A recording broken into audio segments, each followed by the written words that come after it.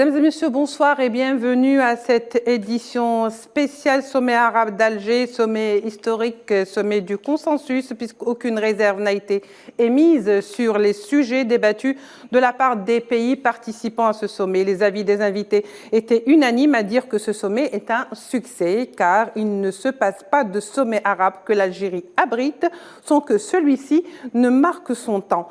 À commencer par celui de 72 ou 1972 jusqu'à celui de 2005, chaque étape aura été un succès et aura apporté une valeur ajoutée à la cause palestinienne. Avec la déclaration d'Alger sur la Palestine, une grande étape en faveur de la question a été franchie, marquant d'une pierre blanche la station d'Alger pour cette 31e session du sommet arabe. Bref, il semblerait que le défi a bel et bien été relevé par les autorités algériennes lors de ce sommet arabe.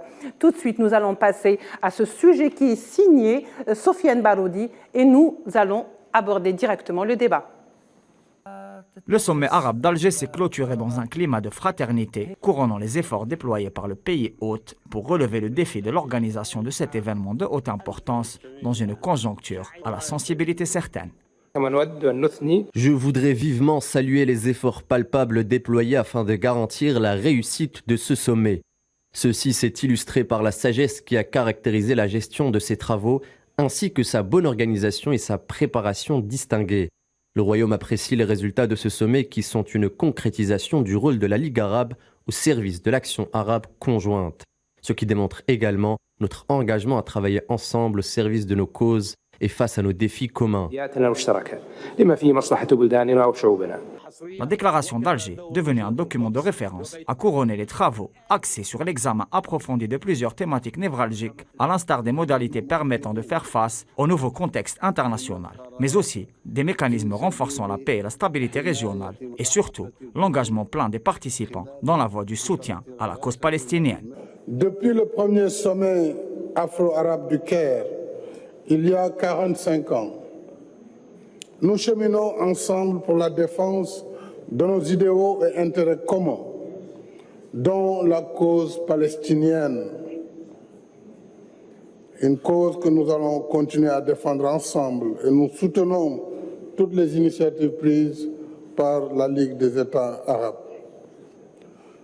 Nous partageons également une gouvernance mondiale plus juste et plus équitable, et la promotion de la coopération afro-arabe. Les crises régionales et les alternatives pour y faire face ont été au cœur des débats. L'accompagnement de la résolution politique de la crise libyenne, le rejet des interventions étrangères ou encore la solidarité avec les pays souffrant de crises économiques aiguës ont occupé l'espace et obtenu l'adhésion des dirigeants réunis à Alger. Ne laissez pas seul le Liban. Le pays du Cèdre est changé. Le phare de l'Orient s'est éteint. Le port qui était la porte de la région est explosé. Pareil pour l'aéroport. La lumière s'est éteinte à cause de l'absence des hydrocarbures. Nous sommes dans un État qui souffre économiquement et socialement. Nous luttons contre les maladies avec des moyens très limités. Pour sa part, la proposition du président algérien relative à la mise en place de mécanismes permettant de doter la société civile et la jeunesse arabe d'un rôle plus important dans le renforcement de l'action arabe conjointe a été saluée à l'unanimité. Cette initiative ouvre une nouvelle ère dans une approche orientée résolument vers l'appui de l'effort institutionnel via la dimension populaire. Voilà donc le débat est lancé, vous l'aurez compris, nous allons revenir un petit peu sur tout ce qui a marqué ce sommet arabe d'Alger. Et pour en parler avec nous, nous recevons M. Abdelkader Soufi, professeur universitaire versé dans les questions internationales. M. Abdelkader Soufi, bonsoir. Bonsoir. Et bienvenue. Et également Sofiane Baroudi, journaliste à Al24 News, avec nous tous les deux. Donc on va débattre ensemble de tout ce qui a marqué ou disons des points forts. Alors messieurs, cette émission spéciale qui est consacrée justement à ce sommet arabe et plus exactement à la déclaration d'Alger, venue couronner l'effort de longs mois de travail parce que, au fait, ce sommet n'est pas seulement le fruit de quelques jours ou d'une semaine ou de 3 ou 5 jours de travail, mais c'est l'effort qui a été déjà déployé 6 mois, voire même un peu plus avant le jour J. Un travail donc accompli avec succès, comme on vient de le voir par les invités autorités de l'Algérie qui ont tous plus ou moins salué et loué justement l'effort algérien. L'Algérie, comme à ses habitudes, a relevé le défi avec beaucoup de doigté, faisant preuve d'un grand sens de la diplomatie et de l'accueil. Monsieur Soufi, qu'en pensez-vous? Absolument, je pense que c'est le fruit et le résultat d'un long travail qui a été effectué par la diplomatie algérienne, mais cela aussi a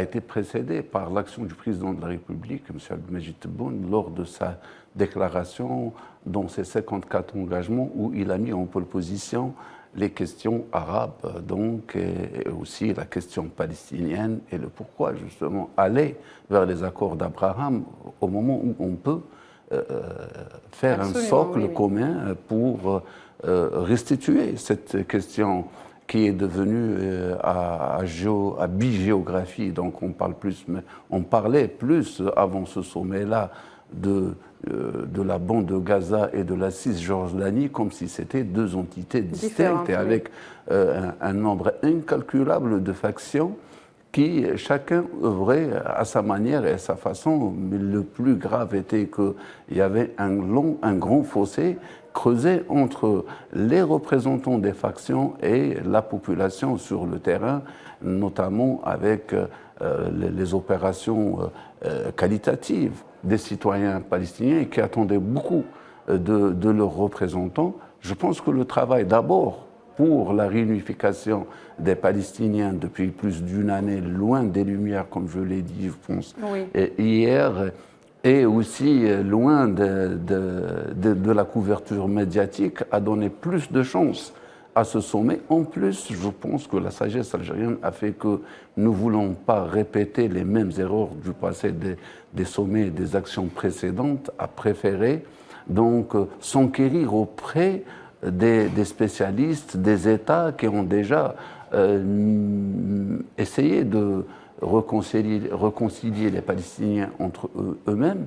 Et là, l'action a été d'éviter les détails qui fâchent et qui étaient des obstacles, mais au fait, c'était juste pour contrecarrer une action commune. Je pense que, ayant mis l'importance de l'OLP donc comme action centrale et comme seul représentant du peuple palestinien, a pu mettre on va dire, un consensus auprès de tout l'ensemble des éléments. Et on a vu même le djihad qui est pour la première fois participé, et la déclaration d'Alger avec ses 9 points qui engage aussi, en plus des factions palestiniennes, l'Algérie et les pays arabes à accompagner, et que donc là, on ne peut en aucun cas faire volte-face à l'action, et on est responsable devant le peuple palestinien, devant bien sûr le peuple arabe, devant aussi cette déclaration qui oblige tout le monde. Et ça a été un point crucial dans la réussite du sommet arabe.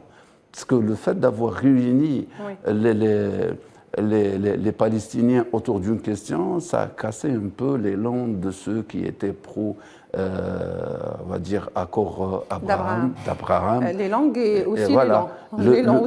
Voilà, absolument. En plus, le deuxième point important, et qui a fait aussi l'unanimité, avec une nouvelle approche, c'était la question socio-économique. On a vu les pays défiler, exposer le cas, et ça n'a pas été le cas de par le passé, et ça a plus, j'allais dire, attiré la sensibilité des chefs d'État et de l'ensemble des participants, et cette volonté de vouloir faire quelque chose, d'autant plus que les indicateurs sont au vert quand on voit donc d'abord les grandes positions de l'Algérie à l'international, mais aussi les positions de l'OPEC+, qui renferment 10 États arabes et qui ont pu dire non à l'Occident et qui ont préféré l'intérêt national et l'intérêt régional plutôt que de faire subir et de faire plaisir à autrui. Oui, c'est-à-dire que finalement, on veut un petit peu obliger, par cette crise ukrainienne, certains pays arabes, notamment riches en pétrole, en énergie fossile, à prendre position, ce qui n'a pas été le cas en tous les cas, et c'est un coup qui a été assez réussi, je dirais. Sofiane Baroudi, alors on a dit, et c'est pas on, je veux dire, c'est le secrétaire général même de la Ligue arabe, avait dit que c'est un sommet où il y a eu consensus et que le mot même de consensus n'est pas juste une vue de l'esprit, mais c'est réel sur le terrain puisqu'il n'y a pas eu de réserve. Même sur certains sujets qui fâchent, on a pu quand même arriver à un consensus. Qu'en pensez-vous, Sofiane ? Comme vous l'avez dit déjà précédemment, je pense que c'est déjà le fruit d'un travail cumulé de plusieurs années, c'est-à-dire qu'il s'agit d'un cumul quantitatif qui se transforme en acquis qualitatif, notamment de par la capacité de l'action diplomatique algérienne à construire des consensus. Parce qu'il s'agit vraiment d'opérations de construction de consensus.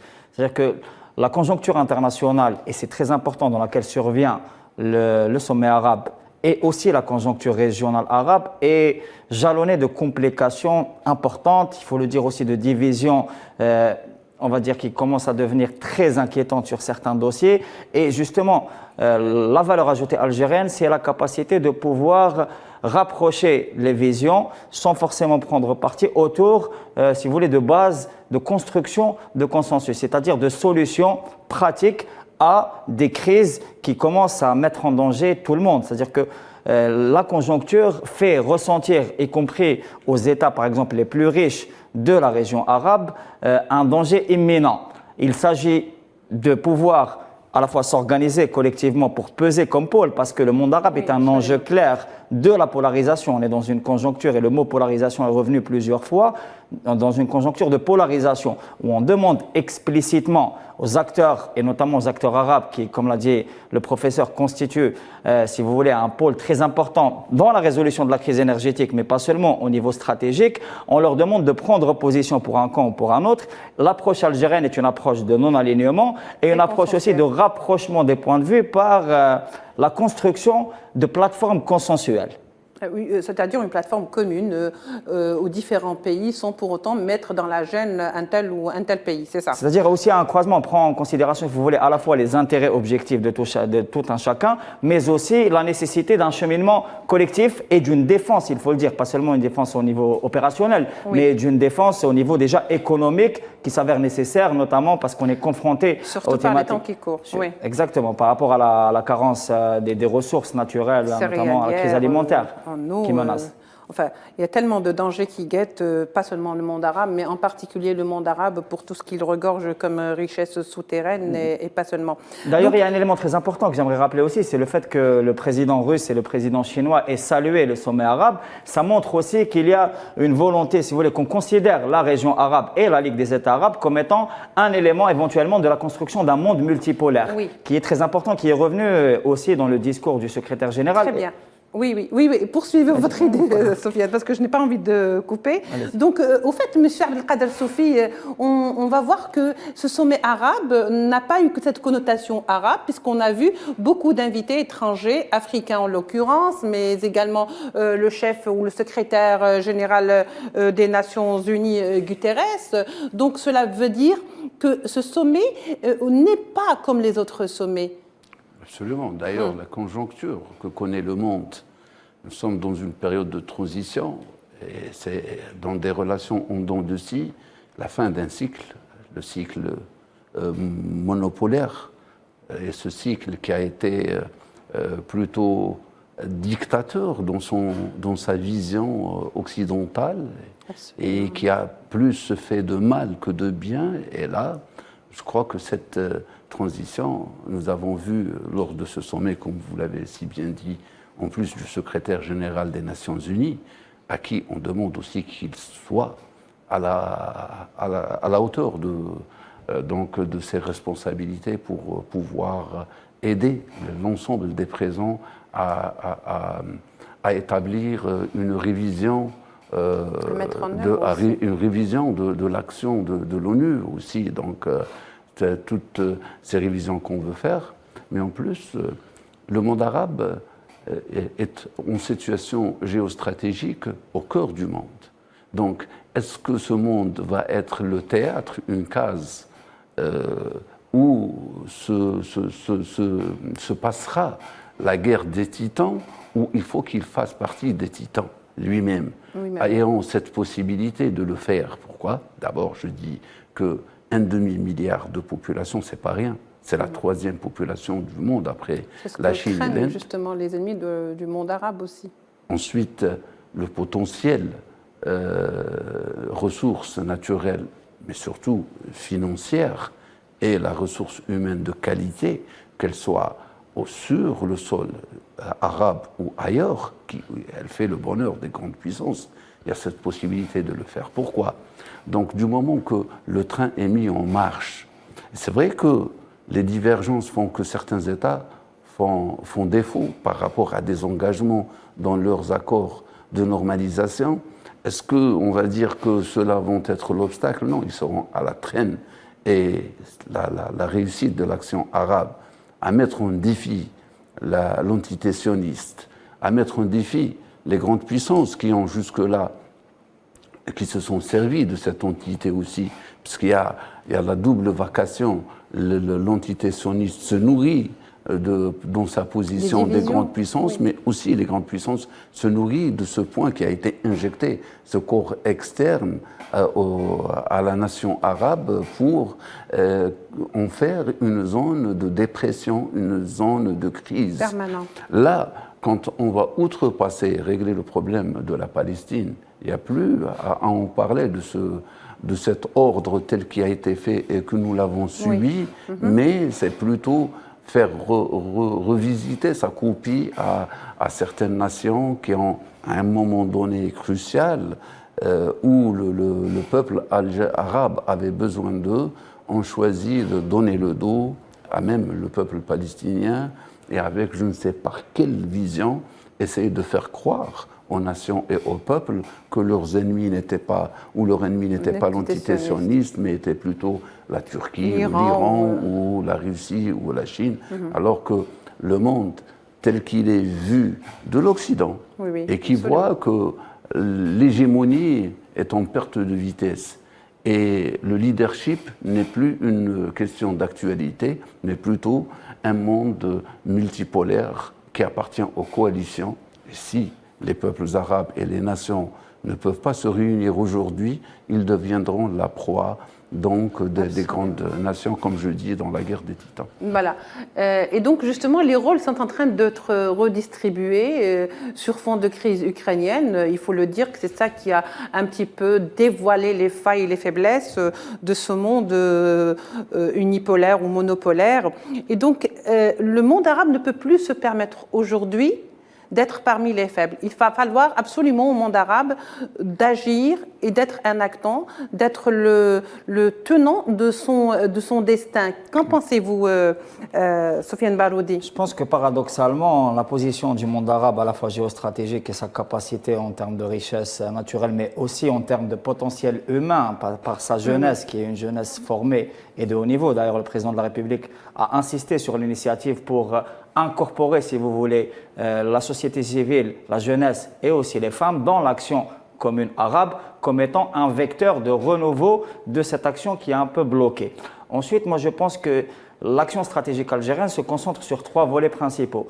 La présence du secrétaire général des Nations Unies, c'est l'attachement au principe du droit international, malgré le fait que l'institution onusienne, malheureusement, souffre d'une carence certaine. D'ailleurs, je rappellerai le fait que le président algérien ait adressé une lettre au secrétaire général des Nations Unies pour protester contre le fait que l'institution ne protège pas comme il le faudrait le droit des Palestiniens déjà à se défendre face aux agressions récurrentes et aussi face à la spoliation de leurs droits les plus fondamentaux.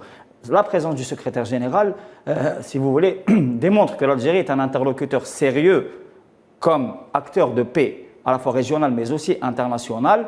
Et si vous voulez, parce que quand on regarde le discours du secrétaire général, il y a aussi une reconnaissance de la faiblesse des Nations Unies. Par exemple, sur la thématique très importante des réfugiés palestiniens qu'on a voulu liquider à travers ce qu'on appelle le deal du siècle, justement.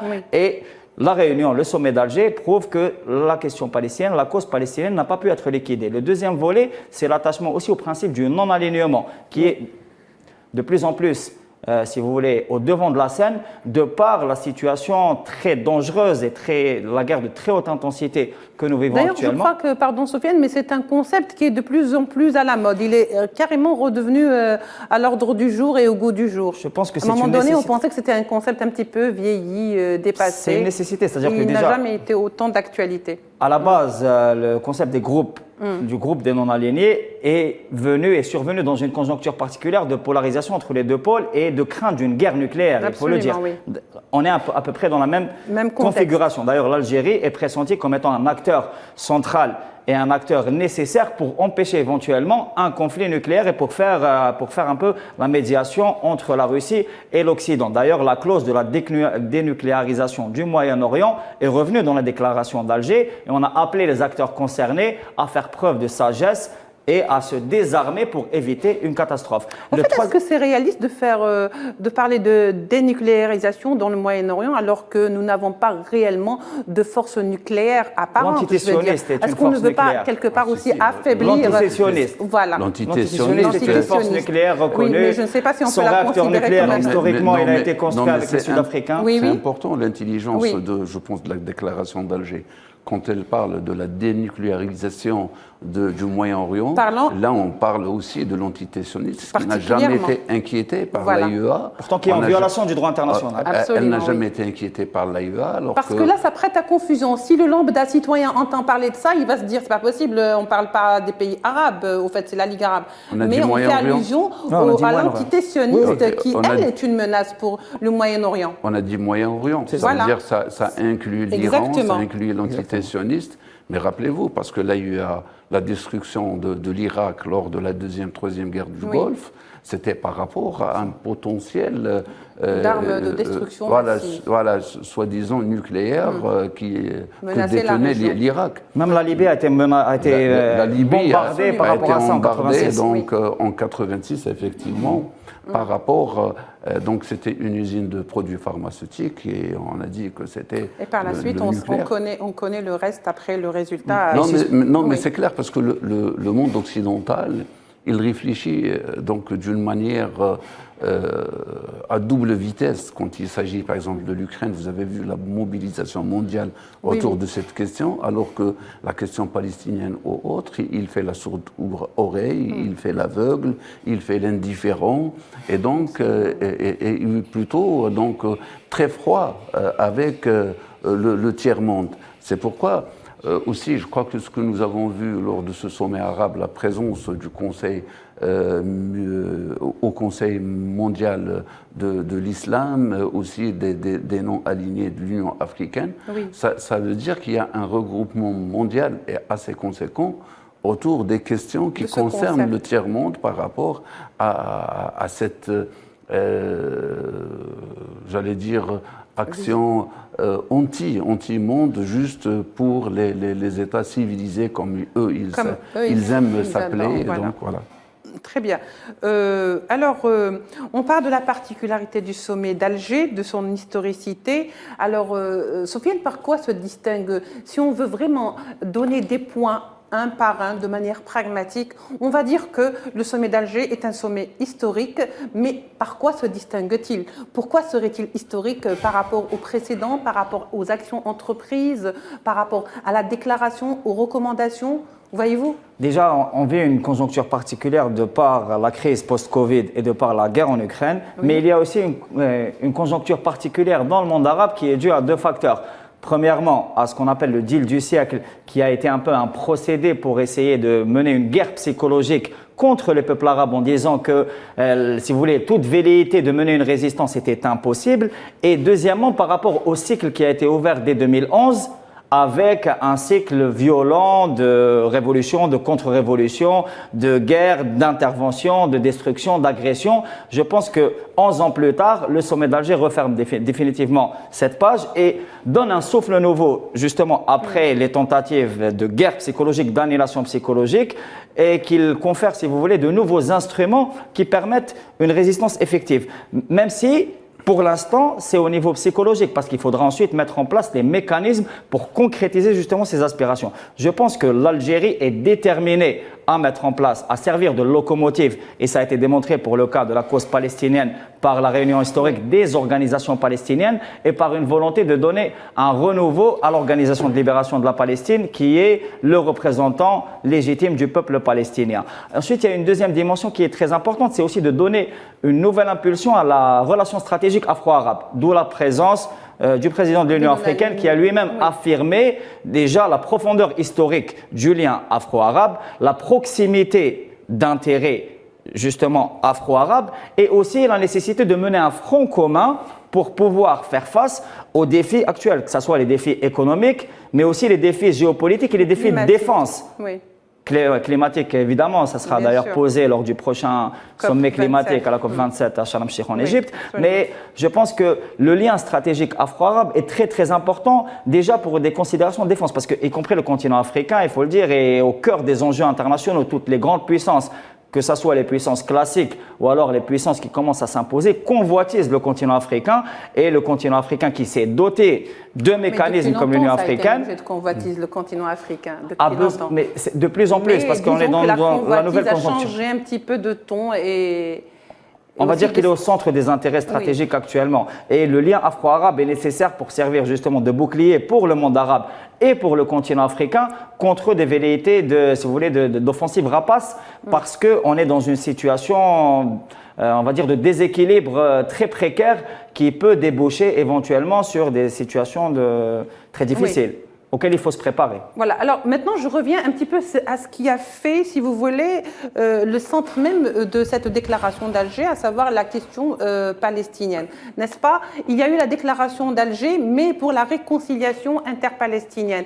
Dans la déclaration, dans le sommet d'Alger, il y a eu des recommandations. Ensuite, il y a eu étudier ces recommandations. Il y a eu un petit comité interarabe avec des Palestiniens, les factions palestiniennes, où certains d'entre elles se sont rencontrées juste la veille du sommet. Donc, il y a cette résolution 9 dans la déclaration de réconciliation. Il va s'agir d'accompagner les Palestiniens. Alors d'abord, un comité interarabe. Est-ce qu'on peut savoir, Monsieur Sofi, de quel pays ou quels sont les pays qui vont justement accompagner les Palestiniens pour pouvoir aller dans leurs engagements pris à Alger? Et surtout, de quelle manière va-t-on les accompagner pour aller vers quel objectif? D'abord, quel pays? Je pense que l'ensemble des pays. Mais il y aura sûrement donc l'Algérie et les pays qui ont toujours été concernés d'une façon directe par la question palestinienne. Et il faut, au regard donc, de la déclaration d'Alger, du sommet arabe, c'est la feuille de route maintenant pour les pays arabes d'accompagner la déclaration d'Alger avec ces 9 points qui a été donc, signé par les factions palestiniennes. Maintenant, il est vrai que certains pays plus que d'autres sont concernés d'une façon directe parce qu'ils ont été impliqués, tels que la Jordanie, tels que l'Égypte, l'Arabie Saoudite. On peut dire le Qatar aussi, parce qu'à un moment donné, le Qatar, oui, bien sûr, le Qatar. L'Arabie Saoudite peut-être aussi, même. L'Arabie Saoudite, absolument, bien sûr. Donc, d'abord la Jordanie, parce que c'est elle qui gère donc la Cisjordanie et les terres sacrées, donc Al-Aqsa. de Al-Aqsa. L'Égypte aussi, qui a cette frontière directe avec Gaza, donc avec la Palestine, on va dire, et le territoire occupé. L'Algérie, qui est initiatrice et qui a pris le dossier en main et qui entend jouer son rôle pleinement. Et justement, donc, le fait qu'il y ait des pays maintenant accompagnant les Palestiniens, mais d'une façon collégiale, donc enlève la connotation intérêt qui a toujours été dans l'action des uns et des autres. À chaque fois, il y a eu un accompagnement individuel. Je crois que le ministre des Affaires étrangères, Ramtan Lamamra, l'a même très bien signifié en disant que nous voulons que les Palestiniens aillent vers une réconciliation complète, globale, mais que l'Algérie est complètement désintéressée et le mot a été complètement détaché. C'est-à-dire que l'Algérie n'a aucun autre intérêt que celui de voir les Palestiniens vraiment unis. D'abord parce que l'Algérie n'est pas aux frontières palestiniennes.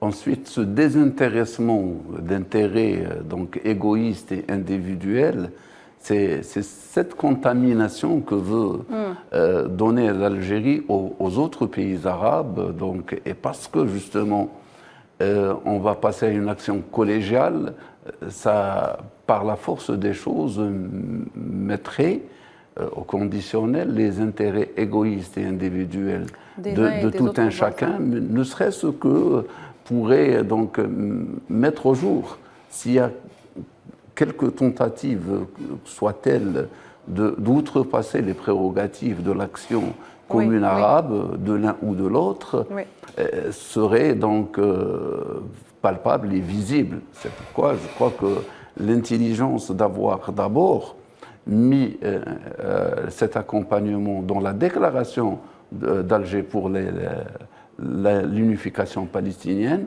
elle a été confortée dans les principaux axes qui ont marqué la déclaration d'Alger.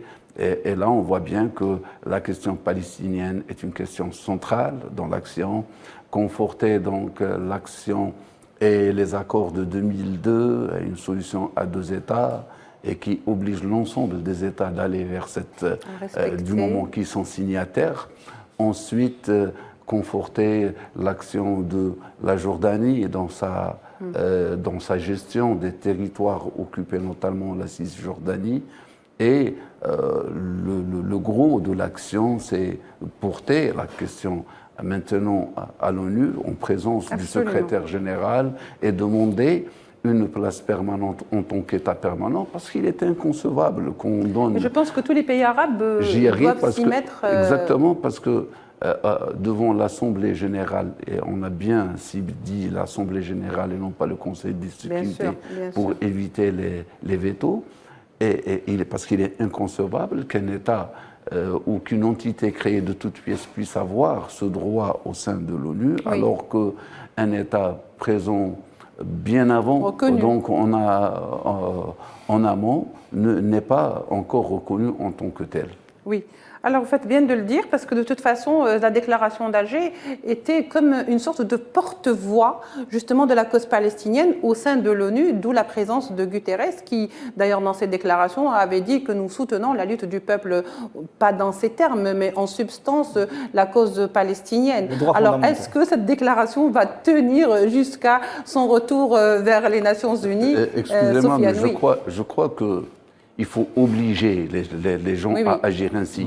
S'il n'y a pas de position ferme et s'il n'y a pas de volonté réelle, tranchante, et s'il n'y a pas ce vouloir d'y aller de l'avant et montrer aux autres qu'on ne joue pas et on ne lésine pas sur le moyen de vouloir atteindre cet objectif. Il faudrait que l'autre comprenne, parce qu'on a un peu donné une image qui est fausse de cette entité sioniste, l'invincibilité, alors qu'elle est incapable devant juste une faction, donc telle Kataïb el-Qassam ou par exemple Hezbollah.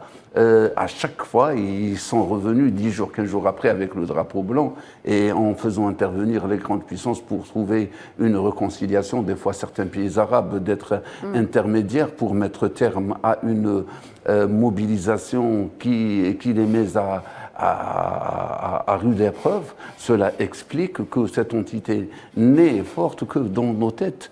Et c'est parce que nous pensons qu'elle est comme telle. Mais maintenant, je crois qu'avec une bonne volonté réelle de l'action arabe, on finira très vite avec cette question-là. C'est pour ça que je disais que la guerre ou l'offensive en Ukraine a vraiment brisé beaucoup de tabous, y compris celui-ci, c'est-à-dire cette force invincible que l'entité sioniste qui, en réalité, sur le terrain, ont toujours agi de la sorte. Nous avons la guerre de 67, celle de 76, où il y a eu des cessez-le-feu, et c'est l'ONU qui a joué en faveur de l'entité sioniste et non pas son combat sur le terrain, encore moins sa lutte ou sa hardiesse. Alors, je disais que ça sera le porte-voix. Alors, est-ce que, Soufiane Baroudi, vous pensez que les engagements pris à Alger vont être maintenus et vont être soutenus par ces pays arabes qui ont pris cet engagement à Alger pour justement que la Palestine ait ou soit un membre permanent à part entière? Je pense qu'il y a deux axes.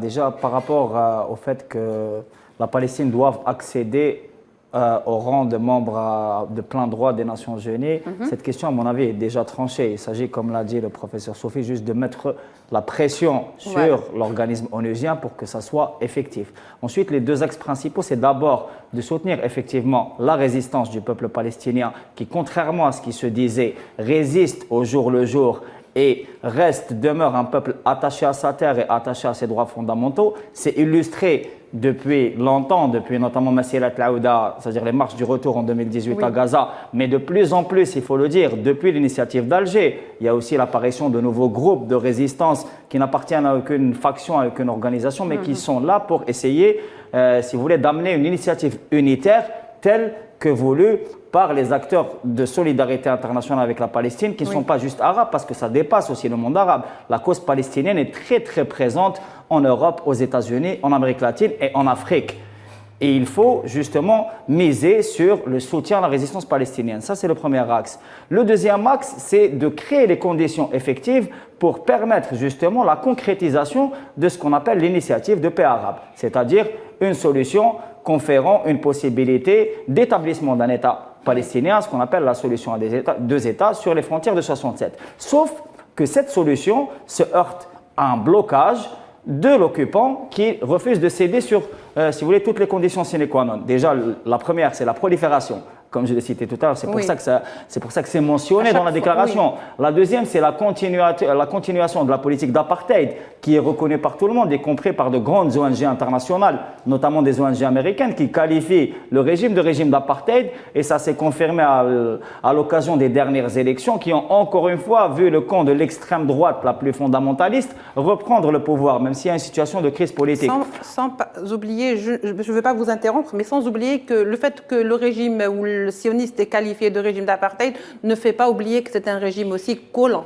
Oui, justement, parce qu'il y a aussi la continuation de ce qu'on appelle la politique de colonisation qui est condamnée par le droit international et par toutes les organisations et qui empêche justement la solution à deux États. Et donc, qui empêche justement de rendre effective l'initiative de paix arabe. Il y a aussi la question des réfugiés palestiniens et la question de l'UNRWA, c'est-à-dire de l'organisme qui est censé soutenir les réfugiés palestiniens qui ont un droit inaliénable au retour sur leur terre qui est encore refusé. D'ailleurs, je crois qu'on en refuse même d'en parler maintenant dans les instances internationales. Ça a été mentionné par Gutiérrez, c'est un pas très important. Je pense qu'il y a quelque chose de très important à ne pas négliger.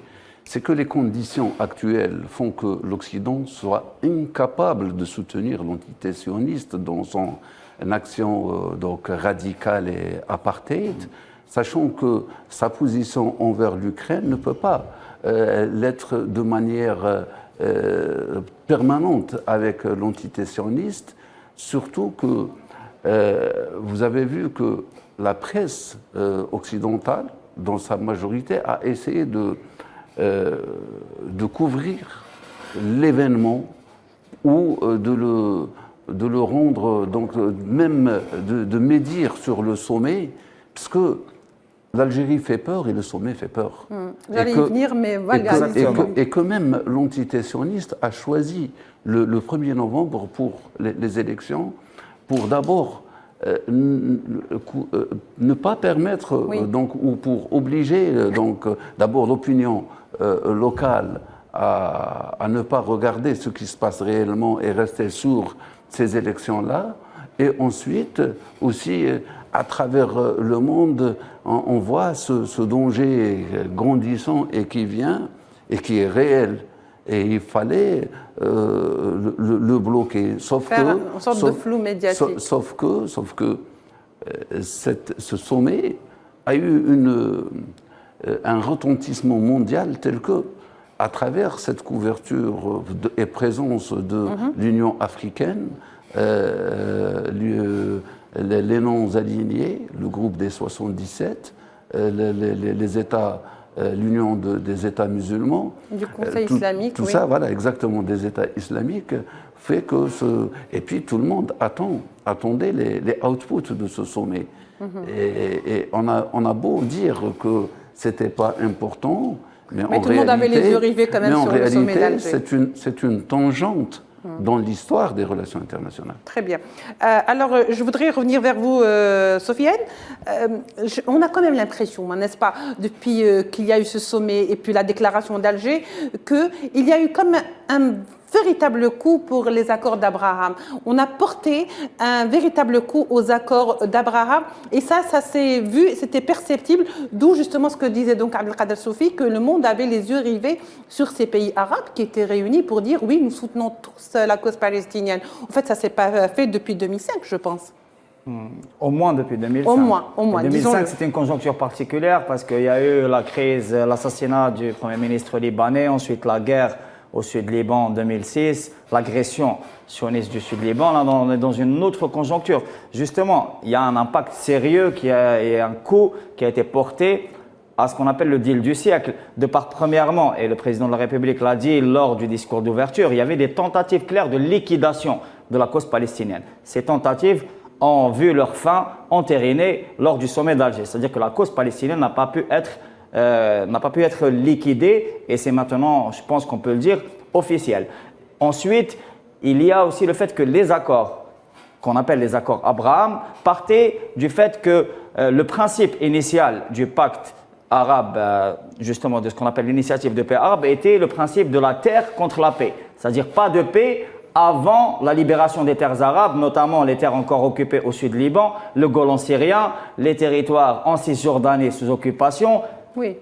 Pas de paix. Une série de parcelles de terres occupées. Ce principe-là a été vraiment remis en cause parce que c'était une normalisation gratuite. La normalisation entérinée par les accords d'Abraham était quasiment une normalisation sous la contrainte pour certains. Oui. Pour d'autres acteurs, ce n'était pas vraiment une normalisation, mais plutôt une alliance belliqueuse dirigée contre justement d'autres États qui, eux, soutiennent la cause palestinienne. Et là, je pense notamment à des voisins qui, eux, ne sont pas dans un processus de normalisation, mais plutôt dans un processus d'alliance belliqueuse. Belliqueux, oui, effectivement. Par rapport au deuxième volet, il y a une attention internationale très forte autour de ce sommet parce que l'opinion internationale et principalement l'opinion occidentale attendait ce sommet comme étant un événement déclencheur de quelque chose ou alors un événement qui couronne une politique algérienne déjà et une tentative, si vous voulez, de regrouper les efforts d'un monde arabe qui effraie parce que ça peut potentiellement être une puissance très pesante et notamment l'alliance afro-arabe. L'Algérie représente justement